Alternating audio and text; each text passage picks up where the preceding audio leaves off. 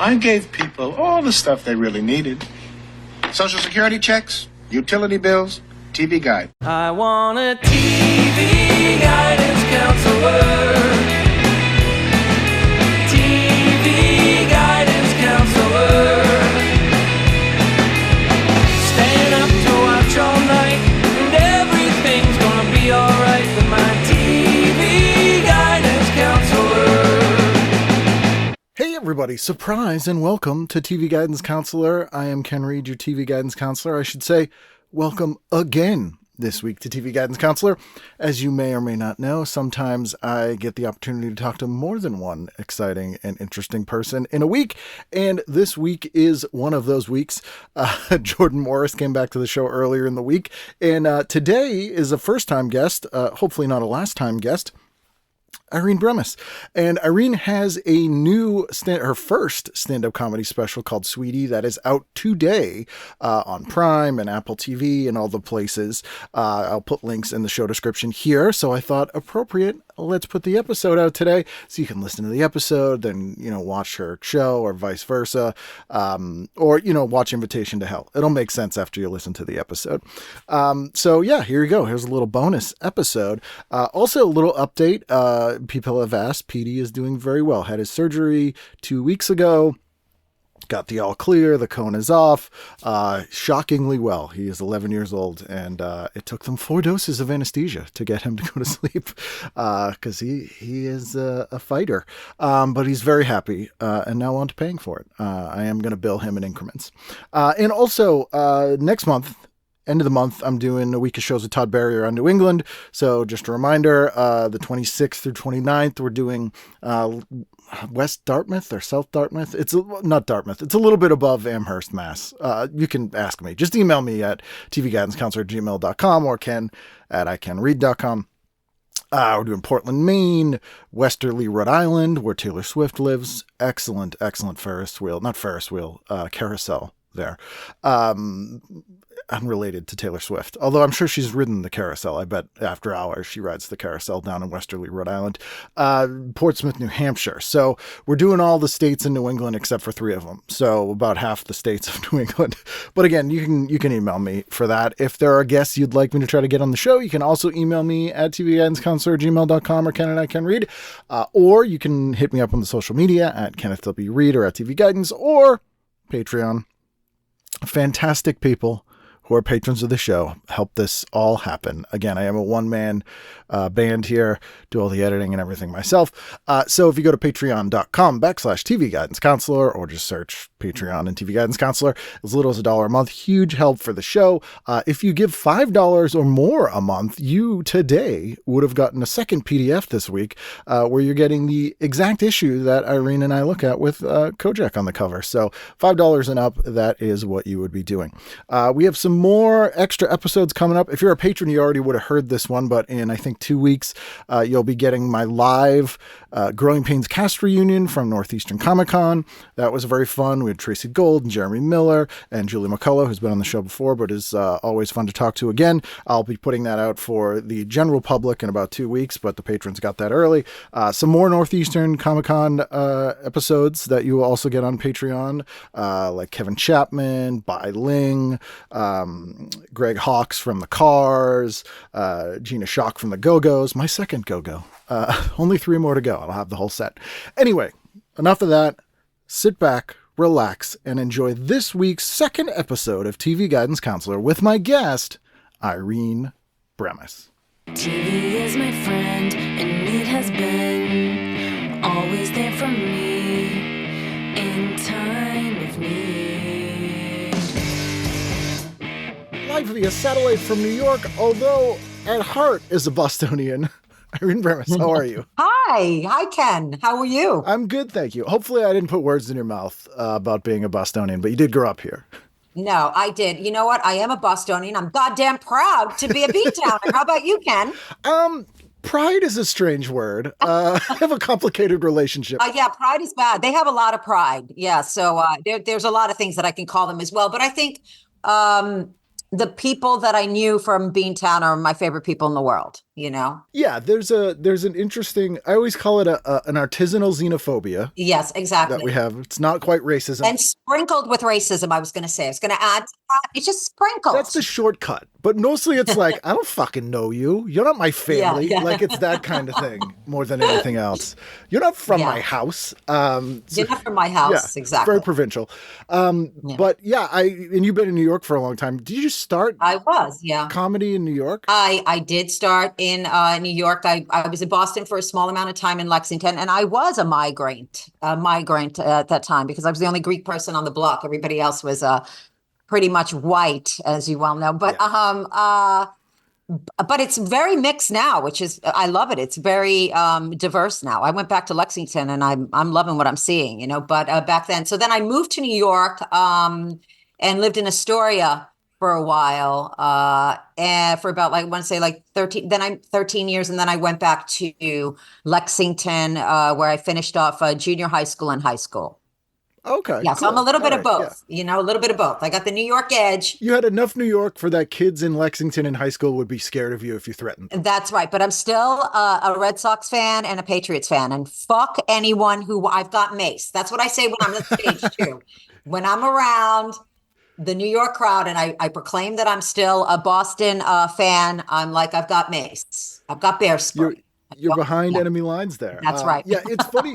You alluded to it too, but it's funny that, you know, I often think of how white, especially the suburbs of Boston are where we both grew up. Yeah. But yeah, it's funny that like Greek, that you might as well have been from Ecuador. I could have been from Ecuador. Yeah, absolutely. I joke because then I moved to New York and I lived right on the corner of the projects, and my family, I grew up pretty poor, and my family couldn't send me to a, like a private school. So I went to a predominantly Black school, and then I moved to Lexington, and it was just like culture shock for me, you know, like it was insane. Yeah. Like kids in Lexington at that time would be like, "You've seen a black person? Yes. Tell us What does a about Black person look like? You know, I mean, well, you know, yeah, it was. Because the school you went to, I'm thinking, was it Astoria, Queens? I'm thinking like that's Run DMC. You know what? I'll tell you with the school, it was 204, public school 204. Yeah, I got my ass kicked on a regular. I remember I refused to go back to school. And I had my mother, she was we're going rogue for a second, but I'm going down memory lane. And then we'll segue into TV Guide in the 70s. Anyway. It's all the same year. Okay, it's all the same year. And I remember I didn't want to go to school because I was getting my ass handed to me on a regular. And so my mother was like a beautician at the time, and I begged her to braid my hair into like 50 braids and perm it because I needed an afro and fast. You know, I'm like, look, I can pass off as Puerto Rican. I'm not going to get my ass handed to me every day. Mom, please, you know? And I was thinking Bo Derek at first, but then I'm like, oh, okay, now I can see it. No, Bo Derek, that white bitch, no, ass handed to her. Anyway, so I did it, and I literally had an afro. And then we moved to Lexington, and I'm like, oh, look at me now. I'm practically the only Black girl in school. What just happened? They'll chase us out of town if I still have this haircut. It's like the movie Soul Man, but less. Yeah. I mean, my hair was growing out, and then there was like, you know, it was like I had a little bit of an afro on the bottom. It was hysterical. But anyway, so that's my story in a nutshell. It's a great story. And so the year you picked here is presumably sort of around that time. You have February 12th to the 18th, 1977. Yeah. And you, specifically speaking of Greeks, gravitated towards this one because we have a Hirschfeld drawing of Telly Savalas on the cover. That's right. Telly Savalas, my Greek, whatever. I'd probably hate him now because of politics. Am I allowed to say that anyway? Yeah. Oh, yeah. Like most of the Greeks that I know. But I wonder what his politics were, because he seems like a Rat Pack kind of asshole. Well, yeah, guy. but he was Hollywood and he was Rat Pack. You're right. I did not factor that in. And I love my Greek people. I just want to echo that I love my Greek people, even though sometimes at Thanksgiving, I want to pull out the ice pick, you know, whatever. So there are those moments. But yes, I did pick him because he's Greek. And I don't know if you know the story with Telly Savalas, what he did for his family. Greek people are very close-knit families. We are the one, I mean, this sounds like I'm stereotyping, but I'm literally not. Every Greek person that I know still today lives with their grandmother, their mother. They take care of their elderly people. They move in with them. They don't give a shit. You're having sex in the bedroom. Where is Yaya going to sit? Okay. She's going to Give be her some awkwardly headphones. staring at you in a constant state of drooling. And you're just going to have to get used to it. Throw a blanket over her head. I don't know what to tell you. But so he actually bought an entire hotel and moved his entire family in. That's a big family. He moved his entire family in a hotel so they could all be together. Yeah. When he says "Who loves you, baby," it's him. Yes, he does. Telly loves you, baby. What an unusual, like, he was probably the most famous Greek person in America. You're right. I would say. Yeah. And not a handsome guy. No. Not particularly dashing, or like an older guy. Yeah. Kind of strange looking, known for being bald. Yeah. Like, could you even imagine pitching that show now? He's like, I got a 60-year-old bald Greek guy. He's a detective and he likes lollipops. They'd be like, get the fuck out of my office. Oh my God. How can I say ped? Anyway, it's all very scary. Yeah, I couldn't even imagine that. I mean, he wasn't the most attractive. Bald wasn't even in. Greek was like, who the hell? Greeks aren't in. It's like, you know what an Italian person is, an Irish person, pretty much every race, every ethnicity except for Greek at that time. And yet sucking on a lollipop, which is kind of gross, let's be honest. Yeah. Yet together, they were just a wonderful recipe for a hit show. Yeah. So. And to the point where Players Club was like, hey, will you promote our credit cards? Exactly. I wonder, do you think, I don't know the inauguration or the birth of Mr. Clean. Did he come first or did Kojak come first? I'm wondering, like, I wonder if there was Mr. Clean. Mr. Clean came first. Okay. Yeah. Right. Yeah. Kojak was mid 70s. I think he started in 73 with Kojak. I don't know. Which was part of what is referred to as the defective detective genre. Where they all had a flaw. Yeah, exactly. Yeah, like some weird all flaw. Like, yeah. His was that he was trying to quit smoking, I guess, was his. It wasn't right. And that hence the lollipop sucking, in an era, whereas we know smoking was glorified. Like you weren't cool if you weren't smoking. So I don't know why Telly wasn't smoking, but that's a positive message. You're right. I forgot about that. Good for you, Ken. Like I said, not just another pretty face. And I will continue to say that. That's going to be my callback for the remainder of the show. I thank you for it. I need the compliment. And to the legacy of Kojak for me is everyone refers to, if you pull right up to a place and get a parking spot right out front, it's the Kojak spot. Oh, yeah, right. It's a Kojak spot. Okay. Because he never looked for parking. He never did. Right, wherever he was going, right there. Perfect. That's right. That is so Greek of him, And I wonder what he did to get that spot, because I've got some deplorable relatives that have like funeral plaques to get spots. So I'm just saying, I wonder what he did. Were you guys space savers in a snowstorm? Like get the kids out there, have them stand out there and save the space. That's right. I'm sure. Chairs. Yeah. Speaking of cigarettes, like as soon as I opened this up, because TV Guide was filthy with cigarette ads, and the joke I always make is, but it's true. Like I never see the same brand twice. Yeah. And there's brands, and I'm not a smoker, but there's brands I've never heard of in my life. Like the first page after the cover is something called Raleigh. I saw that, and I remember that, and it's. I mean, who the hell was smoking Raleigh? It seems like a pretentious cigarette, though, I have to say. But if you look at the guys, one looks like Mr. Whipple. The other guy... Wait, I don't have my guide pulled up. I'm a bad guest. Hold on a second. That's all right. No, the other guy, it's like a parody of a Norman Rockwell photo, and it's like a barber and his guy, and they're both smoking while he's cutting his hair, and it just says Raleigh. Which is in itself a very hazardous thing, to cut somebody's hair while holding a cigarette. But hey, there were no rules back then. You could smoke on a plane. You could, as you well know, in a hospital.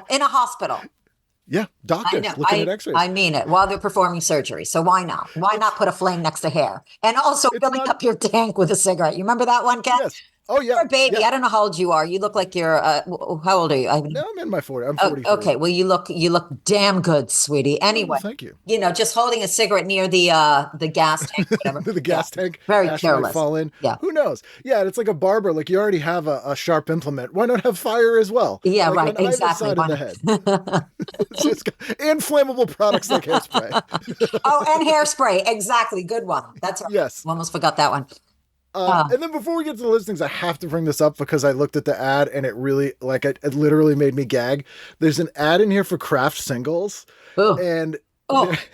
they're trying to get you to eat this sandwich that they're calling, it's an open-faced hot dog sandwich. An open-faced hot dog sandwich? Yes, it goes, it's topped with Kraft Singles. You've got something pretty close to quality and value sandwich. Kraft Singles are the ones to count on for quality and good value. Toasted with hot dogs or in any other sandwich, Kraft Singles are great. And it's like, wow, that was really good. Ken. First of all, I'm going to applaud that. That was awesome advertising right there. You almost made me want to have some Kraft cheese because it was disgusting. I never liked Kraft cheese. Because it's not cheese. It's not cheese, first of all. And it had this disgusting smell to it. Let's be honest. Okay. Yeah. Processed cheese and hot dogs. I think people were just trying to wipe people out in the 70s. They were like, you know what? Have all the processed food you want. You're fine. Smoke cigarettes. You're cool.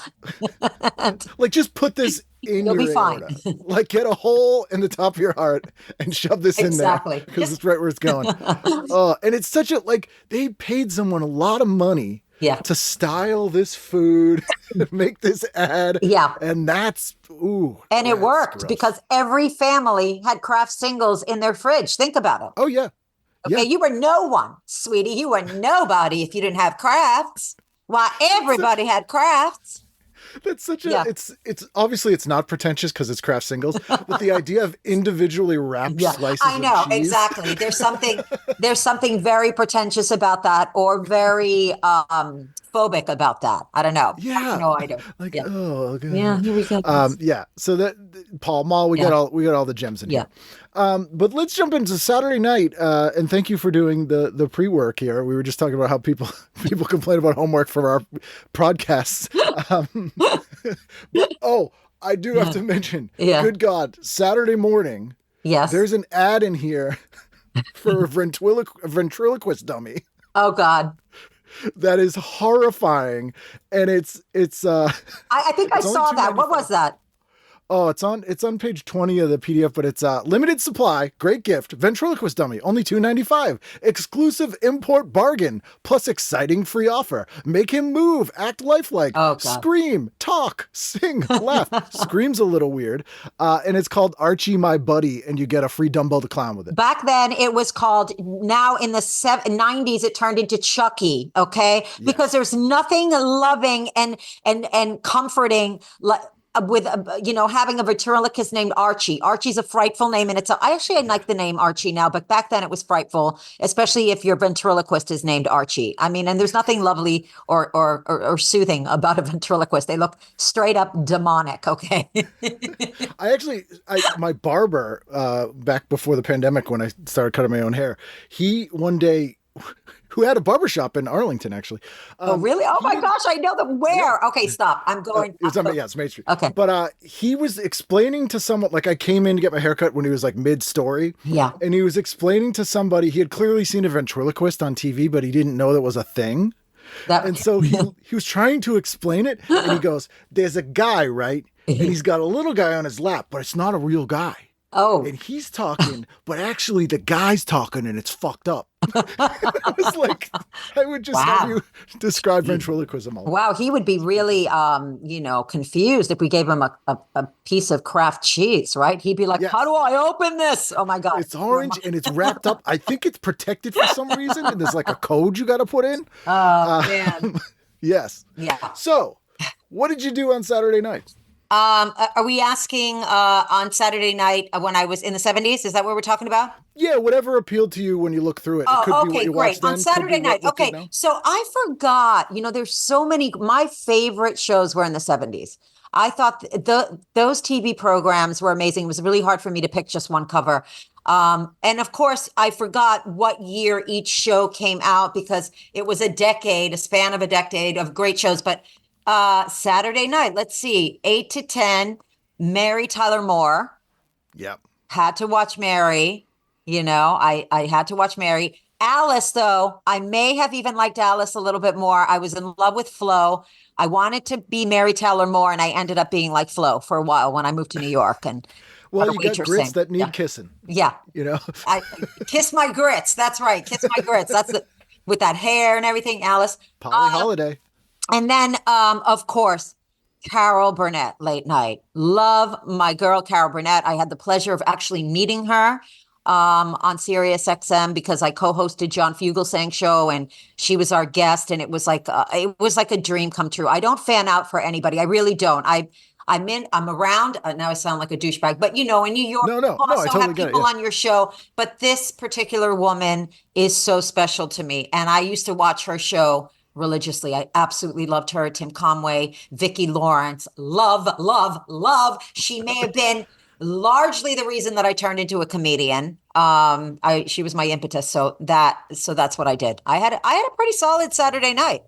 Yeah, this is a good night. This is back when Saturday night they actually put shows on people watched. Yeah. During prime time, and then it became the death slot. But because you got Newhart, you got Fish, you got like 5 of the top 10 shows on Saturday night here. Fish later sleeping with the fishes. Yes, but a long time later. Yeah. Oh my gosh, I loved all those shows. It was so great. Like you're putting happy back into my childhood. Okay, this is big. This is like a year worth of therapy, Ken. Thank you. Honestly. No copays. No copays. I'm in. Insurance. I'm in, Ken. Yeah. I'm in. But that's the exact thing here. Like for me, also having grown up not of means with my family in a somewhat chaotic family, like television was the thing. Like it was always reliable. You could look forward to it, and it was like a good escape. It united the family. Yeah, absolutely. Yeah. Yep. I love it. In Search Of is on, I should mention, and I only mention it because I love how ridiculous that show is. And Leonard Nimoy, Newton's. Oh yeah. Oh my God, I was such a Trekkie. That's a whole thing. Oh yes. Are you kidding me? Wow. Obsessed with Star Trek. I was a Trekkie all through college. Even as a kid. As a kid, yes, always loved them. Loved original series only, or did you get into the other stuff? Original series, and then I kind of strayed. Later on, and I wonder why I did, but I did. Yeah, original series though. I was like an early nerd, I love how weird and 60s it is though. Yeah, like, yeah, I loved it. That, yeah. And Nimoy's just hilarious. Nimoy was hilarious. And little did we know that he was actually on the spectrum. No one knew back then, but he must. Yeah, that's what that's what Spock is. Well, I always joke, I'm like, so Nimoy's from Boston and he has a pretty great old man Boston accent, but because he was the first Klingon and not Klingon, first a Vulcan. Yeah. Everyone else who plays a Vulcan does sort of an impression of him, which means everyone from Vulcan has a Boston accent. Oh, right. Well, it could be worse. You could have like a really heavy Brooklyn accent, I guess. I don't know. That's true. But that would at least sound a little bit tough. Yes, this is a great night. The Bob Newhart show is on, which is one of my favorite shows ever. You did pass up. Wait, did I miss something? I probably didn't pass up SWAT. I didn't see it. What are you about to say? Oh, no, you passed up this because it was on at the same time as Mary Tyler Moore. Oh, what was it? And it's Blansky's Beauties. Oh, wait, but I did watch Blansky's Beauties too. Maybe I shifted back and forth. It was one of the spinoffs of Happy Days, the show with the most spinoffs of all time. Happy Days, by the way. Oh man! Well, we're going to get to Happy Days in a little bit, but later on in the week. Obsessed with Happy Days, obviously. Rhoda's mother, Nancy Walker, meets Pinky Tuscadero, and it even says in the ad, Fonzie's ex, in case you forgot. Oh my gosh, that's right, Pinky. I wanted to be her. She was so cool. She was cool. She was so cool. Susie Quattro, I think, played her. Yeah. Oh, no, she was her cousin, Leather Tuscadero. Oh, Leather Tuscadero. I loved her too, man. Oh, wow. I forgot about Leather. Leather Tuscadero. That's right. These names. You don't meet a lot of girls named Leather. No, not at all. Leather Tuscadero. Oh, my gosh. I'm sure that they were the complete impetus for Grease with Olivia Newton-John, right? Like that whole at the end, that unveiling.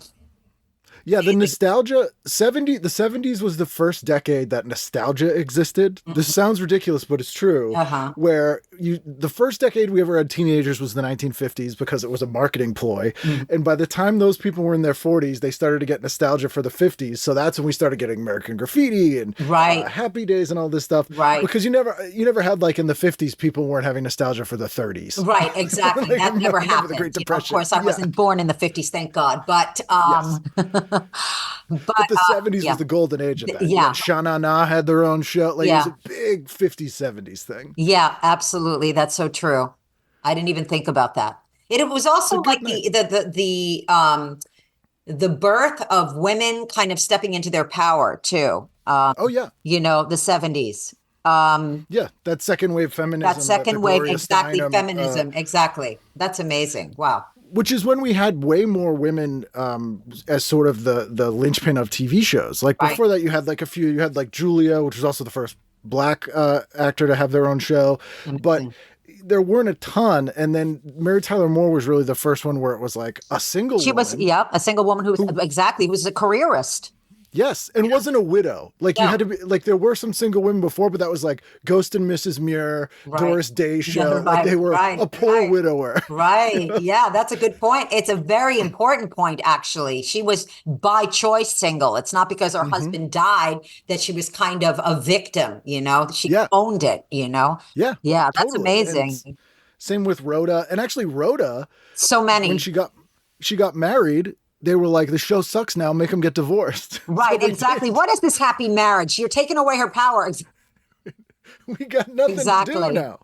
So it's, you know, Delancey's Beauties, although about I mean, I was looking over my list, Ken, and when I was doing this, and I'm like, wow, I remember feeling very empowered as a young girl, seriously. And I looked at my whole list, and everything that I was watching was like, it was a female-driven show.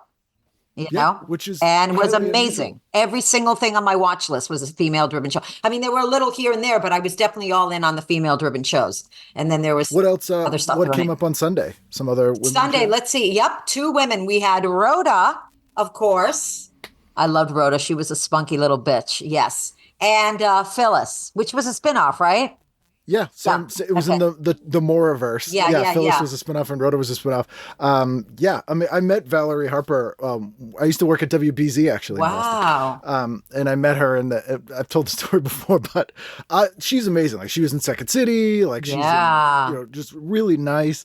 And I was like basically like her gopher for the day. But she was so cool, and she was talking to me about all the stuff. And I started talking about Valerie, the show she had, and when they fired her from her own show, right. And killed her off.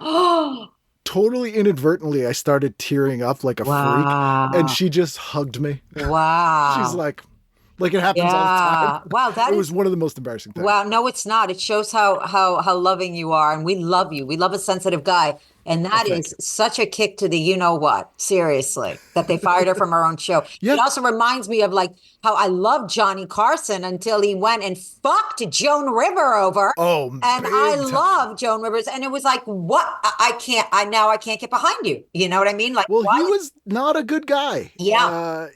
He wasn't a good guy, but I didn't know all this. But when that happened for me, even at that point in time when I was young, I was like, this is, I was like double barreling him. Like, why is she not allowed to? She's supposed to be attached to your penis for the rest of her life. I mean, you gave her what a start. Thank you. Now let her fly, and anybody who's not obviously going to shackle you down when you're trying to take off on your own. But wow, that's amazing.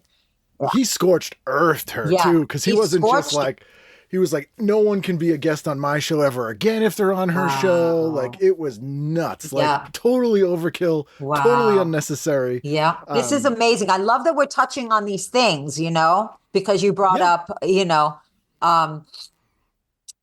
incident with, Ginkgo biloba, who we were just talking about, that was fired, Valerie.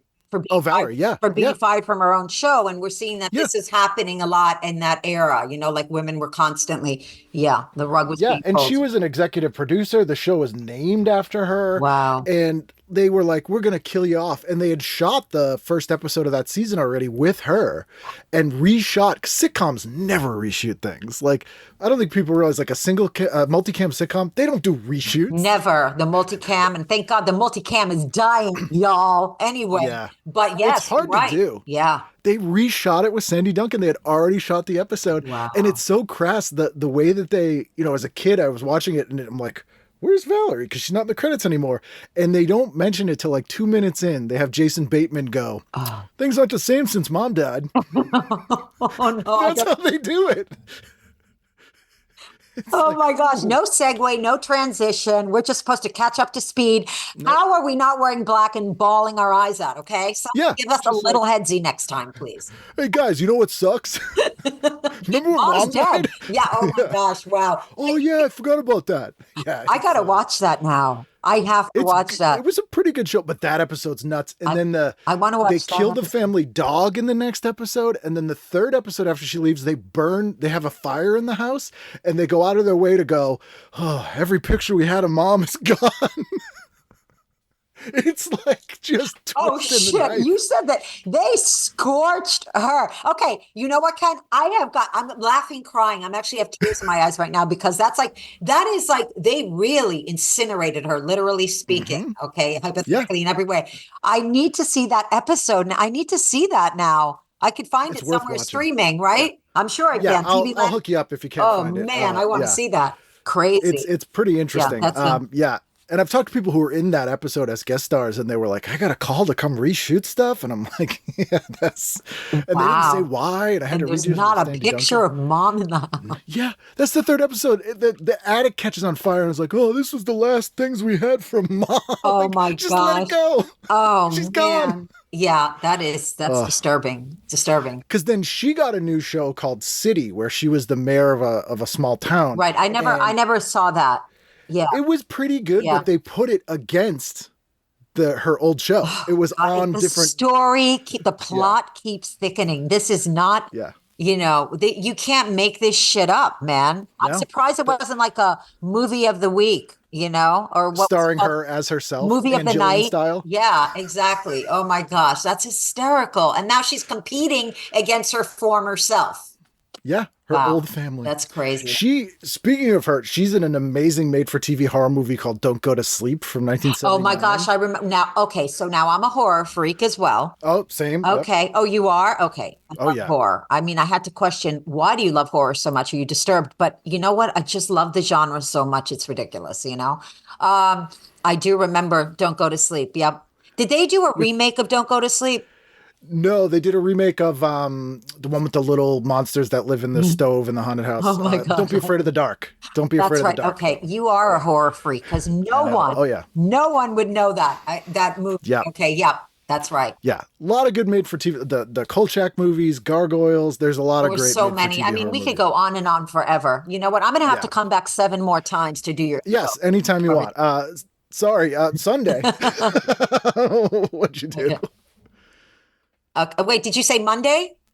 Sunday did Phyllis Monday. Just did Monday, Sunday. Right. Okay, Monday. Yep. Monday, that was February 14th, and I definitely watched the Peanut special because I watched every special ever. But I was addicted, as we all are, and this woman is another great. I love her. I think I may channel her in my comedy along with Joan. I mean, Bea Arthur, Maude. Come on. Yeah. I mean, she is one of the funniest women ever of all time ever. Her delivery, her humor, everything about her. Hilarious. I love Maude. There's some sitcom actors that are just killers. Like they can sell lines that should not be funny. Like John Larroquette's one of them. Yeah. She's one of them. Michael J. Fox was like they can just nail these. She was the best though. And I'm going to tell you, Golden Girls, come on now. Golden Girls is literally one of my favorite shows of all time. Top. Yeah. Top. And she's like 90% of the reason. She's 90%. Yeah. Betty White, Half Greek, by the way, sweetie. I Oh. throw that in there. Oh, that's why her last name is White. She protests too much. I see. What are you talking about? I'm Betty White. Yeah. Yeah, You Bea wanted Arthur, to assimilate, sweetie. That's what happened when you were Greek back then. Assimilation. Yeah. they made a remake of Fawlty Towers, the John Cleese sitcom. Oh, they made yeah. several remakes of it. Yeah. But the only one that was somewhat decent was they did one with Bea Arthur in the Basil Fawlty role. Oh, wow. It was between Maude and Golden Girls. People hated it, but it's worth seeking out because she's pretty great. Really? I got to watch it. This is great. This is going to give me like a watch list of episodes that I have to see that are going to make me very happy, you know? Everyone leaves Amazing. with a watch list. Yeah. And I do want to mention there's an ad in here about a full page ad about mastectomies. Oh, mastectomies. Oh, wow. Mastectomies, Yes. which is pretty exciting. And now is there, what's up with the mastectomies? It's a read it out. special report on the Eyewitness News that night. But Okay. you wouldn't know that. It's literally a full page ad, black, white text, mastectomy today. Oh, Can wow. mean Like they're keeping a pushing breast. it, or are they saying like because there's a rise in cancer, or they're just doling out mastectomies? So the angle here, Yeah. What's the Is- angle? That's what I want to know. Okay. I the want to know news the angle is, sure, we all know mastectomies. Everyone had them. We've had them for years. But it's not the same now. They'd have fake boobs. That's what I the thought. That's point what of I the was story. getting at. That's what Yep. I was getting at. They're pushing actually, what implants, of course. Back Which then. is great. It says it doesn't have to be the emotional trauma it once was. You can wear lacy bras. You can go to the beach in bikinis, to parties in revealing dresses. Watch Eyewitness News Close Up, Life After Mastectomy.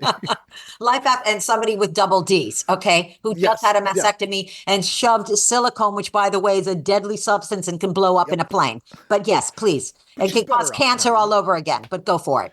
I mean, she can go to beaches and bikinis and parties and revealing Yeah. dresses. I don't understand what you're missing here. Like, it's pretty great. Yeah. Speaking of bikinis, that night, Dr. Goldfoot in the Girl Bombs is on, Oh, wait, starring Vincent Price. I love Vincent Price. Wait a minute. I don't know this one, Ken. It's a sequel to Dr. Goldfoot and the Bikini Machine, which were these weird sort of James Bond spy parody movies, very Austin Powers. What was that like on Saturday morning? When was that on? It was Saturday night, Monday night, actually. Monday It's on night? Monday night. Yeah, on one of the Whoa. UHF channels. But there's an ad for it in here. And I was like, wow, there's never ads for it. Fabian is in it. Wow, Fabian. Wow. And I love Vincent Price. You know, every morning, Saturday morning, I would wake up and watch that, all the horror channel, Oh, yeah. So this Preacher horror. Double Feature on 56. Yeah, exactly. Yeah. Always What are watch some of this. your favorites? What are some of your all-time favorites? Of what, horror movies? Yeah, yeah. Okay, this is good. I mean, I can't believe I love Wes Craven. I love it's so hard for me to just pick one Yeah. favorite. I mean, The Shining was great. It's one of my favorite of all time. The Exorcist is by far the scariest movie I've ever seen in my life. I couldn't even see. I was raised Greek Orthodox. Okay, so if That you old, have no idea. Okay, that's how are you Catholic? What are you? I'm like culturally Catholic. I'm a devout atheist, but I Okay, grew you're up not here, based. so I But have if the you're guilt and culturally everything. Yeah. Catholic, I don't know if you Yes. had to be an altar boy. Don't deny your past. No. Were you No, an no, altar no. boy? No, I ducked out on Oh, that you one. dick, But you're lucky. You're lucky. This will tell you what happened. My mother went to Catholic school, and across from the Catholic school was a funeral home. And when she was a kid, to punish her, the nuns would make her go sit with dead bodies. They are sick bitches. Right? Right. They are cruel. They always, What'd you wow, think of that? that is so abusive. Like, how is That's that the supposed go-to punishment. No wonder like 90% of Catholics are atheists, right? The Greeks too. Trust me when I tell you, but that's the reason why I found The Exorcist so frightful. But let me think about my favorite horror movie, and I won't take up too much. Well, I did love The Shining. What am I missing here? And of course I liked Nightmare on Elm Street when it first came out, but I know that's not my favorite. I just had the director of Nightmare on Elm Street 2 on the show, the gay one. Oh, really? The movie, not the director. Right. Hellraiser. I did a podcast with not Pinhead, the one of the characters. He was the one, I forget what his name is. Anyway, Hellraiser was pretty scary Hellraiser's as shit. great. I thought Yeah. it was great. Can I ask you what your favorite was? Maybe it's gonna spark what Probably my favorite of all time is probably Dawn of the Dead. Oh, Dawn of the Dead was really good. I've seen that. That was the first movie I ever rented. I don't want to so make you many jealous, times. but one of the greatest, another fanning moment on John's show was when he let me interview Bruce Campbell. Bruce Campbell's awesome. Evil Dead, Yeah. I freaking love him. And he's just such a funny guy. So I love Evil Dead. Did you see the new one? That's scary too. That new Evil It was Dead. pretty good. Yeah. That scared the shit out of me. A few years back on Halloween, I got to host a screening of Evil Dead with Bruce Campbell. Whoa, you bastard. Look at you. You just upstaged me. I know, I'm sorry. But the funniest thing was he showed up in a white tuxedo. Oh my God. And we're going over the show backstage. He goes, all right, so we'll go out there, boom, boom, boom. You do your shtick, we'll do our thing, and then we'll play the movie. And so I'm like, great. So we do that, and then we walk off stage. The movie starts. He goes, I'm going back to my hotel to take a nap. Oh and my gosh. Yeah, that's him. I've seen the movie plenty of times, and he showed up 2 minutes before the credits finished, and he's like, yeah, I just slept in my tuxedo. That is so funny. And that's him. That's exactly his personality. That's hilarious. You know, I'm thinking of a movie that's older that was one of my favorite with Karen Black. The Trilogy of Terror? Not that, well, I like the Trilogy of Terror, but it was about she was in a house and there was an old woman. What is it called? What is that? Burning. The burnt offerings. Burnt offerings. Okay. Yes. Well, Oliver Reed is in it with it. Right. Oliver Reed is in it. Yep. I loved it. Of course, I love Omen and what's the other one? There's a lot. There's a lot. I love a lot of horror movies. I think Carrie, let's not forget Carrie. You know, there's a lot of them out there. Yeah. Wes Craven made a bunch of made-for-TV movies, including one called Invitation to Hell, starring Susan Lucci. Have you ever seen that? I'm watching it tonight. Are you serious? You'll love it. You'll love it. Robert Urich plays her husband, and it's about this like to hell. Yeah, it's streaming on Amazon. Made for TV. Wes Craven. Yeah. Are you serious? I'm watching it tonight. As soon as we're done. I won't ruin it then. I won't ruin it. Okay, no spoilers. I'm going to watch it tonight. Wow. You'll be amazed. All right. Amazed. Susan Lucci. Wow. Susan Lucci and Robert Urich. This is like the craziest thing I've ever heard. Okay, I'm going to watch that. I'm definitely watching. It's great. Yeah. So Be My Valentine, Charlie Brown, I will mention one of the lesser Charlie Brown specials. There was some real diminishing returns after. Yeah. Halloween amazing, Christmas amazing, Thanksgiving, and then everything else is just right. Up to and including its Flash Beagle. Tuesday, what got Okay, well, Tuesday, it looks like I was having a blast on Tuesdays, okay? You know, this just judging from this TV guide predicated on all the shows I'm watching, I'm like, wow, you had a lot of fun on February 15th in 1977. I bet you forgot that you were watching Happy Days, which made you very happy. One Day at a Time. Actually, what time was One Day at a Time on? I used to love One Day at a Time. So One Day at a Time, let's see, we got 8 p.m. is Wonder Woman, Grizzly Adams. Oh, that's Wednesday, sorry. Yeah. Tuesday, I think One Day at a Time is 8:30. Let me look. Okay, so Happy Days, and these shows were half hour. Yes, half hour, yeah. So then it was Happy Days, One Day at a Time, Mackenzie Phillips. I'm so sorry what happened to you later on in life. I never expected it. It was horrible. Awful. Okay. Yeah. And also, you know what's more tragic than that? Valerie Bertinelli being a spokesperson for Cindy Crawford's products. I mean, come on, what happened to her? Yeah. I love that. The funniest thing about Valerie Bertinelli was she was like the goody two shoes, like America's Sweetheart one, and she's married to Eddie Van Halen. I know, like, you know, and you know what? When I was a kid, it was things like that really, and then I'm like, what? Her? She's such a goody two shoes. She's married to Eddie Van Halen? Freak out of here, you know? I mean, I had a guy on the show a few years ago who won. The MTV had a contest in 1983 called Lost Weekend with Van Halen, and you won a weekend with Van Halen. Oh. And this guy from Philly, like 17-year-old kid, wins this contest. Wow. And you know the Van Halen video for Panama? Yeah. That was the weekend. Yeah. They shot it that weekend, right? Wow. And this guy is like, oh, it was crazy. Valerie Bertinelli was making us drinks and like just insanity. And she was like, whoa, the bartender. Wow. Yeah. See, those were the days, because you'd win the contest, then you'd be in the video, like you said. You know, now you win a contest, you get to go to a concert where you're probably sitting in the back and not narrowly escaping with your life or whatever. You know what I mean? Waiting for somebody to get on stage 3 hours later. Anyway, those were the days. That was also Kojak was on. And I have to tell you what I really loved growing up. and I still love, and I know everything about it, was wrestling. I have to tell you that I was obsessed with wrestling, and my father was obsessed with wrestling, and I loved it.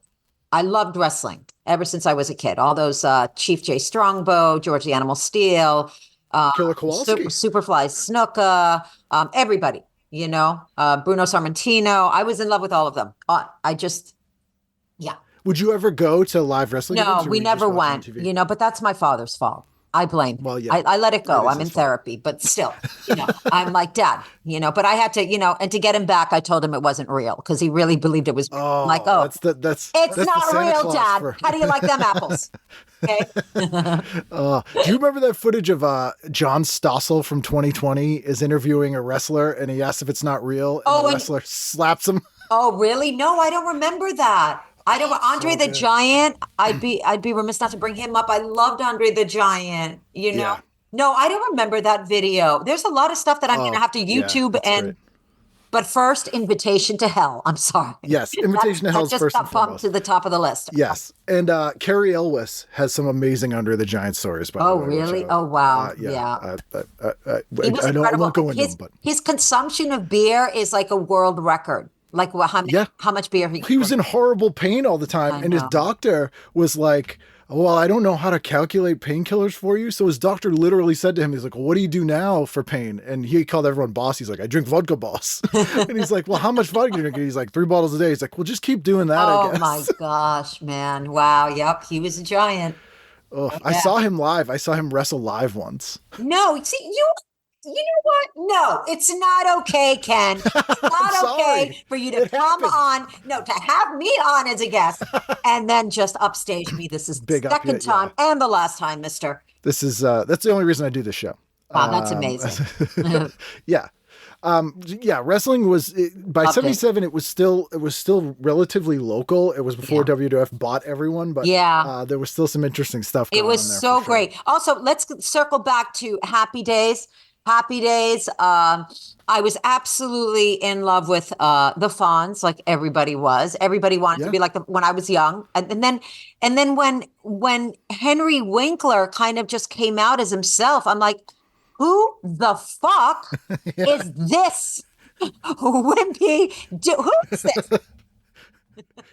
This tweed jacket dad? What's this guy? This guy. Okay. So there was always that, like I just bought into the characters. So I was just viscerally, and so it was just like this moment of just an aha moment for me where I was just losing my mind. Really, it was just crazy. But he's so good in Night Shift.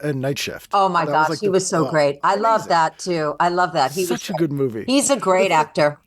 The funny thing about Happy Days is by about 1980, they stopped pretending it was the 50s. Yeah. They started shooting it multicam on video instead of on film. Right. And it's a completely different show. It's a different show. And I remember that. It was a shift for me aesthetically to get used to the aesthetic of film, which I found beautiful and visual. And it's what I grew up with. Now to video, it was just a staggering difference, right? Like, okay, wrap your head around this video stuff. It just felt like your uncle was going around with a video camera going, say hello, at a wedding. Hello, say hello to congratulate your cousin. It's like, oh, shit. Like, this is a nice demo. Where's the real show? Yeah. Crazy. Absolutely insane. Wednesday. Oh, what are we man. doing Okay. Carrie's on, by the way. What? Wait, what? Carrie is on. Yeah, in the middle of the day, though. I just saw it. Wednesday, Wonder Woman. I was in love. If I had to question, are you a lesbian? Because you're having a girl crush on Linda Carter right now. Okay. And I was in love with Linda Carter. Absolutely in love with Linda. You had no choice. No choice. Everyone was. How could you not be? I mean, she was just beautiful and strong, and her invisible plane. And again, it was just stronger than every man, could walk around in a bikini and just subdue a guy with her lasso. And then have a guy not only subdue and restrain him, but actually have him confess everything. It was just like, it was dream come true. It was a lot.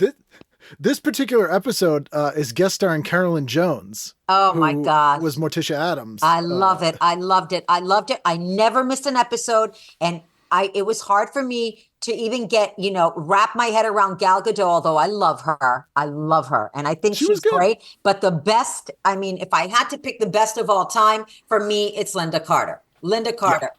What do you think, Ken? Am I wrong here? Or I would agree.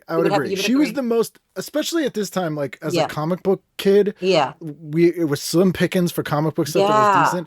She embodied that character so much better than anyone else. Like the Hulk was nothing like the comic. The Spider-Man show at the time was garbage. Right. The animated show. But she was so perfect in that role. She was and by all accounts, like a good person. Like she still seems really cool. Yeah. A really good person. And there was something so earnest and strong and vulnerable about her. I think that's what it is. She had all those qualities. Yeah, she was my favorite. Yeah. So there was her. And then we'll go into the train wreck that I used to watch after is Beretta. What the fuck happened to him? Okay. Ooh, yeah. Well, he was in the Little Rascals, so there's TV star to murderer. It happens. You play a cop, you're murdering. When you're watching this again, I was just so deeply hypnotized by each character. You know what I mean? You're a cop. What are you doing? And it was almost like life unfolding in front of your eyes. Like, yes, there are crooked cops, but, Serpico, this is the real life thing. Okay. This guy played a cop. Where you're playing a cop, I'm guessing that you're going to have to like absorb some of the ethics and whatever you're doing. I'm giving him some props to make the contrast more interesting. And then now you're a serial killer. You're a murderer, whatever, Yeah. Crazy. Yeah. What was it? What was the bird he had? It was not a toucan. It was he had that white bird that it was like his wacky thing. He's like, I have a bird. What type of bird was it? Yeah, it was. It was a cockatoo. A cockatoo, and he was a cockatoo. He was a cockatoo. We should say he really was. Mine's the cockatoo. Yeah. Oh man, that was Robert wild. Blake. Yeah. So, but Wednesdays were fun because honestly, those are two of my favorite shows. Of course, I love the Bionic Man and the Bionic Woman. I love her so much. But that was like I said, there were so many great shows, and that was not at this point in time. So, yeah. Fair enough. Thursday, what'd you do? Thursday. Oh, man. I freaking loved What's Happening. Yeah. Loved. Rerun's great. Shirley Hempel, amazing stand-up. These characters, you can't, I was in love with them. So it was definitely What's Happening. Barney Miller. It's my favorite. You loved it. I could tell that you love Barney Miller. Did you love it? Here's the weird thing. Yeah. I didn't love it as a kid because it seemed so old and was so 70s. But when I started doing this show, Barney Miller came up so much, I revisited it, and it's now one of my favorite shows. It's so well written. Yeah. It's so funny. You know what? Maybe I should rewatch it then, Ken, because at the time I watched it. That's why it's on my list. I did watch Barney Miller. But I didn't like it as much as What's Happening, But I felt it was slow. But then you think about all the characters that spawned from that show, like, Fish, Wojo, for example, Fish. Yeah. It's so progressive too. Yeah. Like they handled like sex workers and people with addiction problems. Like they were just like, the people, whatever. It's crazy for the time. Oh shit! Insane. You're absolutely right. That's a good point. And when I hear that kind of a thing, so ahead of the 8 Ball, it was just so just dealing with like a drug addiction, you said, and is Soap. Soap was another one. Yeah. I was obsessed with the series Soap. I thought it was so ahead of its time, dealing with gender issues and ventriloquism. Yes, ventriloquism. There you go. And also mental health issues. And, biracial marriages at the time. No one was even thinking about stuff so it was way ahead of its time. Of course, we could go on and that could just, piggyback on the next show, but such a great time. Barney Miller's great. I would recommend. Okay. Highly recommend. I'm gonna watch Barney Miller. Now, Merv Griffin, I really didn't give a shit about him until he went to daytime. I'm going to be really honest. Yeah. I'm not going to rush to the TV to watch him at night. Tony Randall is also on my list, but I didn't really care for him as much. I mean, I love The Odd Couple with Jack Klugman. I thought that was the greatest show ever. I loved it because they're so opposite, stuff like that. I love contrasts. I love the fact that these two guys that are completely opposite are roommates, and I loved it. But Tony Randall, not so much, but I did, I guess, once in a while because these things are on my list still. His show, the Tony Randall show is an interesting case because it started as the pilot was a made-for-TV movie. And in the pilot, he was an out gay man who adopted these kids. And well, see, now I would love that. Yeah, it was great. And then they put it to series, and they never made him not gay, but they totally stopped mentioning it when it was in a series mode. But the first episode, they're like, that was a big part of it. Wow. Because they're like, oh, can this single gay guy... See, I would have loved it if they had that more obvious, because I love the obvious. Like I said, like Soap with Billy Crystal's, character. I love these things, but because they subdued it and it was flying under the radar and they were kind of keeping it on the DL, They tried, and then it was like, this is more than people can handle. Yeah, right. We'll pull it back a little bit. I also saw how much Christian TV was on. I couldn't believe. Yes. I went through. I was scouring. I'm like, what's going on here? Whoa! I Billy forgot. Graham specials. Billy Graham every nuts. 5 seconds on every program. That was like the 700 Club, and it was. Oh God! Yeah. I completely forgot like how much was on. I was like, whoa. Even in the Northeast, like we didn't get that much of it compared to. I always say, like growing up in the Northeast, when you travel outside of the Northeast and you're in a hotel or something and you put on the TV, there's so much more Bible stuff than you could ever imagine. And on the radio, there's country music everywhere, and you're like, wow, people listen to and watch this stuff because we don't really. Unbelievable.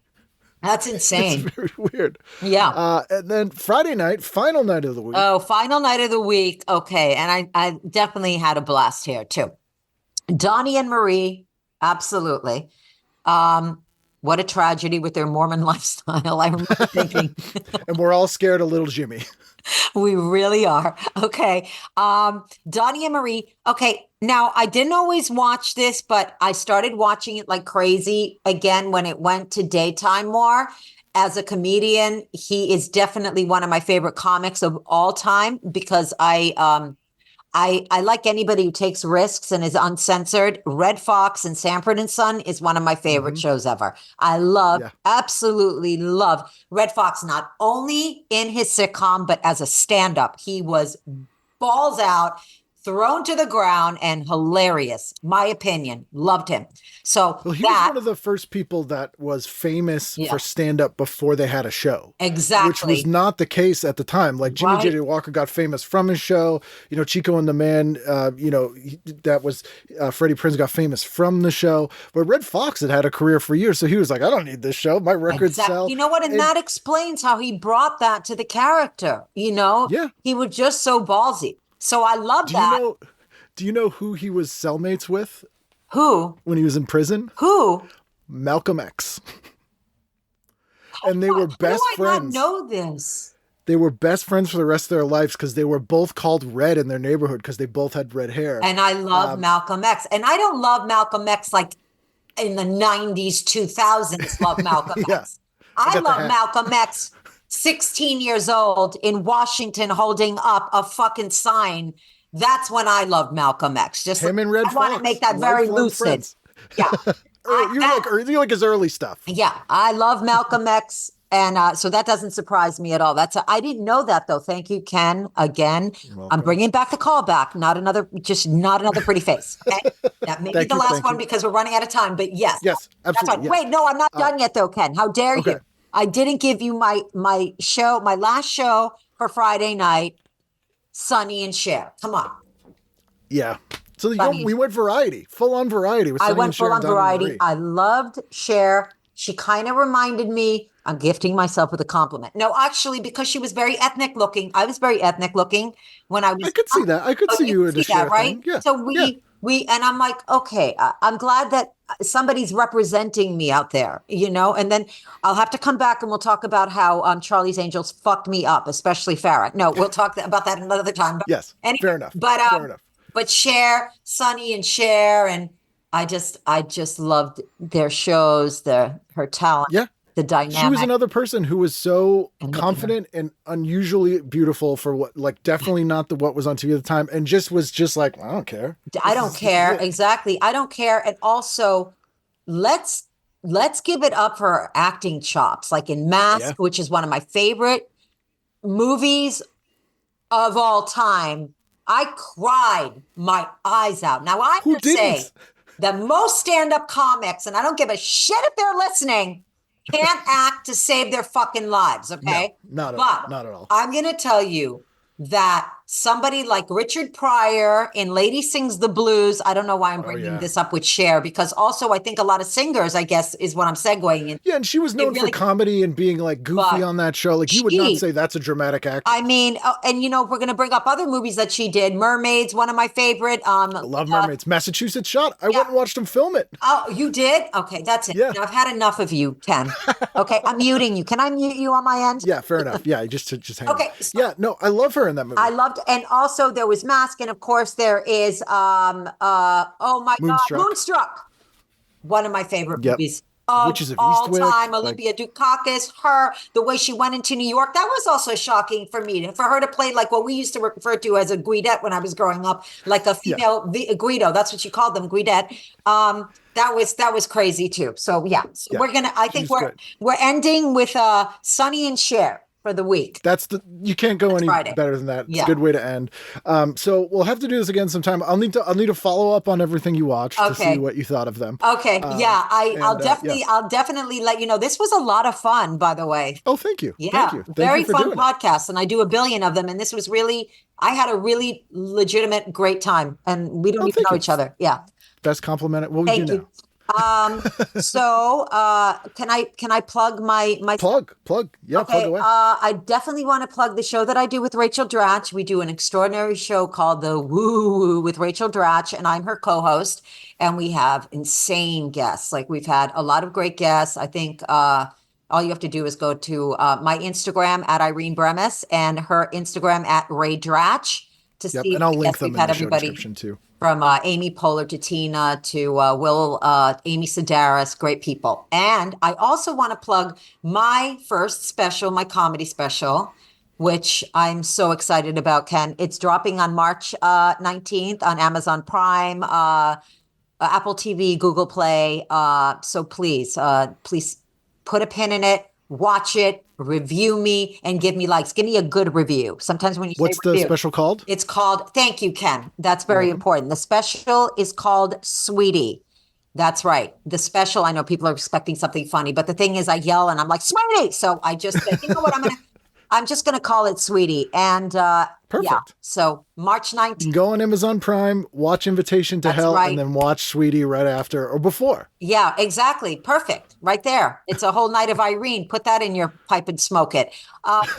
So this has been so much fun. Ken, thank you so much for having me on.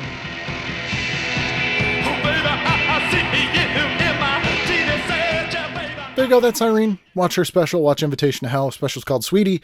There's links in the show description. 2-episode week, everybody. Double feature. We'll have at least one episode next week and a brand new one at that. So I hope to see you then for that brand new episode of TV Guidance Counselor.